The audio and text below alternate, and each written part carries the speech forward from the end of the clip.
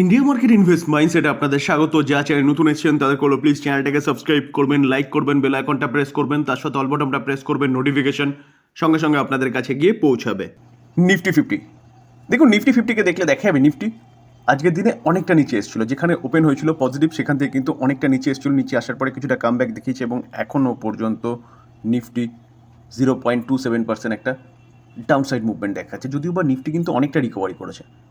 তো নিফটি পড়ার পিছনে কারণ প্রিভিয়াস ভিডিওতে আলোচনা করেছিলাম, যেখানে ডোনাল্ড ট্রাম্প বারবার ট্যারিফের কথা বলছে আর বিভিন্ন দেশের ওপর ট্যারিফ ইম্পোজ করছে, সেখান থেকেও প্রতিক্রিয়া স্বরূপ কিন্তু ট্যারিফ লাগানোর কথা বলছে। যেমন ইউরোপীয় ইউনিয়ন, যেমন কানাডার উপর 50% ট্যারিফের কথা বলছে। তো ডিটেলসে আলোচনা করেছি, যারা দেখেনি তারা দেখে নিতে পারেন। এবং তার সাথে সাথে আইটি সেক্টর কেন পড়ছে আজকে দেখলে দেখা যায় প্রায় 4%-এর উপরে কিন্তু আইটি ইন্ডেক্স পড়েছে।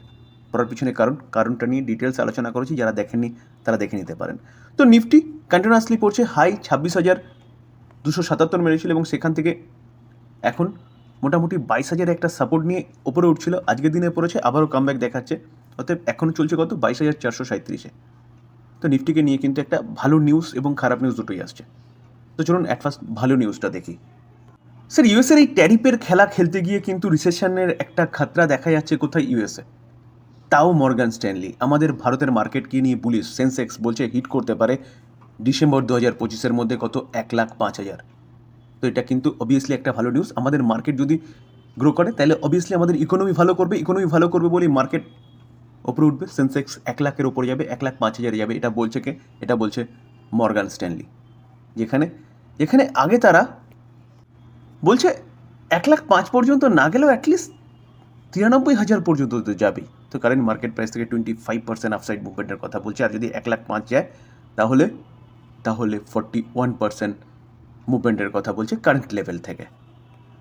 তো স্যার, আমাদের পোর্টফোলিও ভালো করতে পারে বা ভালো করবে যদি সেন্সেক্স 73,000 থেকে 93 বা 1,05,000 পর্যন্ত যায়।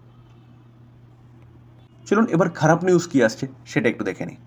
স্যার, আজকের দিনের লেটেস্ট নিউজ জাস্ট কিছুক্ষণ আগে রিলিজ হয়েছে, যেখানে এমফিড ডেটা রিলিজ হয়েছে।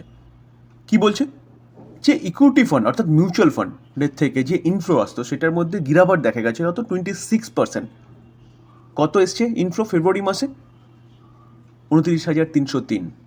মার্কেট পড়ছে, মানুষের মধ্যে ভয় কাজ করছে এবং মানুষ এসআইপি বন্ধ করছে বা মিউচুয়াল ফান্ড থেকে টাকা উইথড্র করে নিচ্ছে।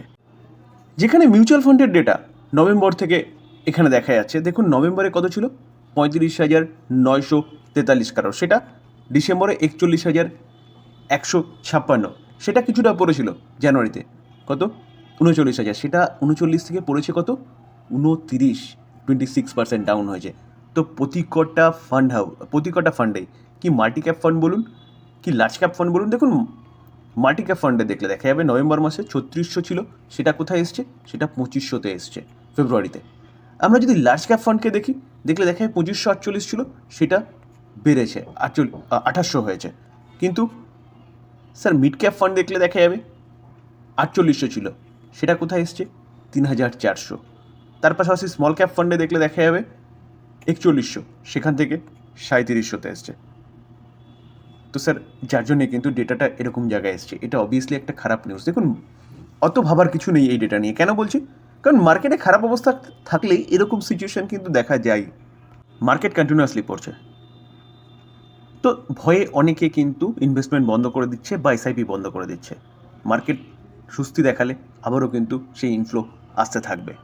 CDSL, central depository service limited, যেই কোম্পানিটার বিজনেসই হচ্ছে শেয়ার মার্কেট রিলেটেড। তো এই কোম্পানিটা আমরা যে ডিমেট অ্যাকাউন্ট খুলি না, সেটা কিন্তু এই কোম্পানির ঘরেই খুলি, সিডিএসএল বা এনএসডিএল এর কাছে। তো এনএসডিএল লিস্টেড হয়নি সম্ভবত, যতদূর শোনা যাচ্ছে এই মাসেই তার আইপিও আসতে চলেছে, আর সিডিএসএল লিস্টেড আছে। তো সিডিএসএলকে দেখলে দেখা যাবে সিডিএসএল কিন্তু প্রায় 45%-এর ওপরে ডাউনে রয়েছে। তো এই মাসে যে ফেব্রুয়ারি মাসে যে ডিমেট অ্যাকাউন্টের ডেটা আসছে না, সেই ডেটা অনুযায়ী দেখলে দেখা যাচ্ছে তাদের কিন্তু ডিমেট অ্যাকাউন্টের পরিমাণ অনেকটা ডিক্লাইন হয়েছে। অ্যাজ ইট ইজ মিউচুয়াল ফান্ডের মতন একই কথা বলবো, যে মার্কেটে খারাপ অবস্থা থাকলে কেউ কিন্তু ডিমেট অ্যাকাউন্ট খোলে না, অপরন্তু বন্ধ হয়। তো স্বাভাবিকভাবেই ডিক্লাইন তো হবেই।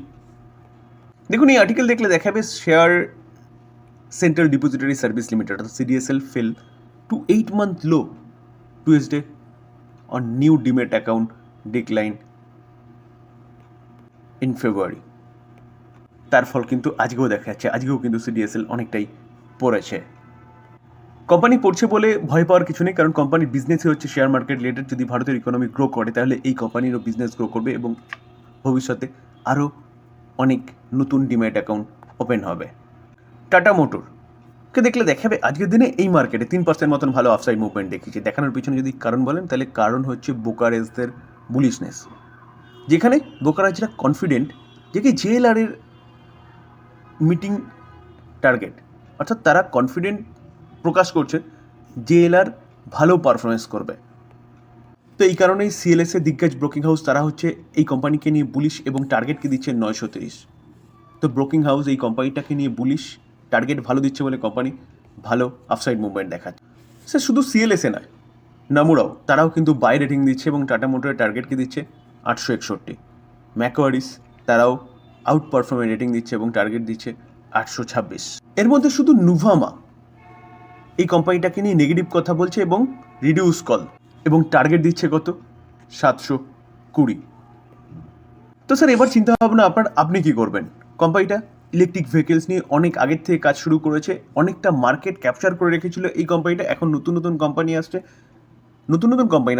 পুরনো কোম্পানি নতুন মডেল নিয়ে আসছে বা লঞ্চ করছে নতুন ইলেকট্রিক ভেহিকেলস, যার জন্য এই কোম্পানিটা তার মার্কেট শেয়ার হারাচ্ছে এবং তার পাশাপাশি টেসলাও ভারতে আসছে।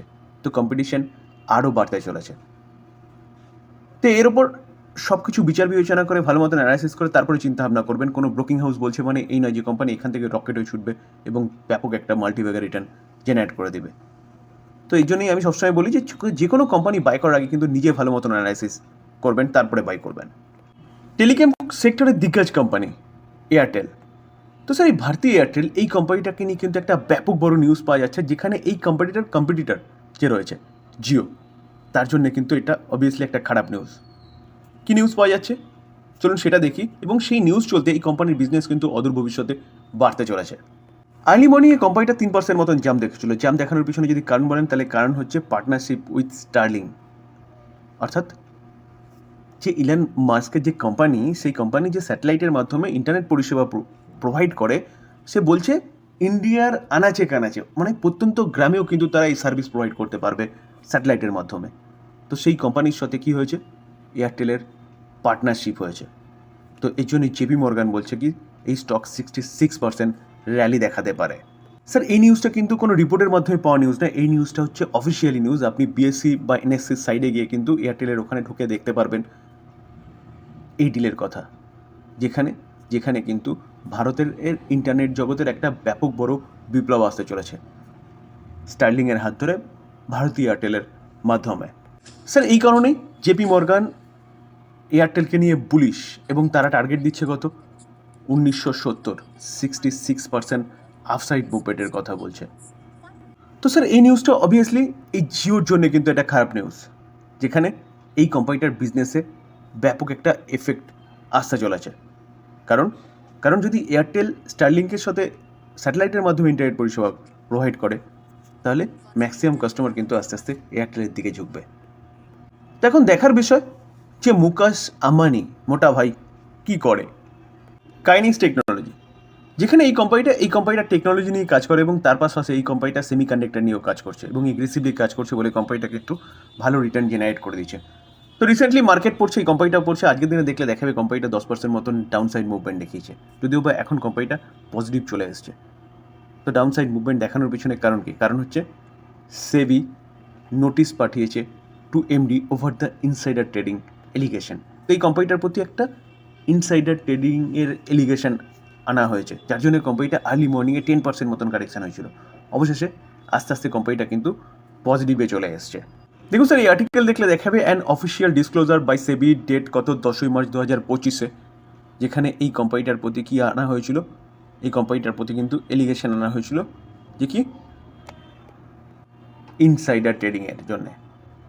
তো এই কোম্পানিটা তো ম্যানেজমেন্ট থেকে ক্লিয়ারিটি এসছে যে এরকম কোনো ইনসাইডার ট্রেডিংয়ের ব্যাপার নাকি হয়নি, যার জন্য কোম্পানিটার মধ্যে আবার কামব্যাকও দেখা গেছে। এখন দেখার বিষয় যে কী হয়, কারণ সেবি ইনভেস্টিগেশন করবে, ইনভেস্টিগেশনে যদি এই কোম্পানিটা গিলটি হয় তাহলে কিন্তু এই কোম্পানিটার মধ্যে ফার্দার ডাউনসাইড মুভমেন্ট দেখা যেতে পারে। তবে ডিসক্লেমার দিয়ে রাখি স্যার, কোনো বাই রেকমেন্ডেশন নয়, কোম্পানিগুলো সম্বন্ধে নিউজ পাওয়া যাচ্ছে, সেগুলো আপনাদের সামনে তুলে ধরার চেষ্টা করছি। টোটালটাই লার্নিং পারপাস। বাই করবেন, নিজে ফার্দার অ্যানালাইসিস করবেন, তারপরে বাই করবেন, বা আপনি আপনার ফাইন্যান্সিয়াল অ্যাডভাইজারের সাথে কথা বলে নিয়ে তারপর বাই করবেন। থ্যাংক ইউ, ভালো থাকবেন।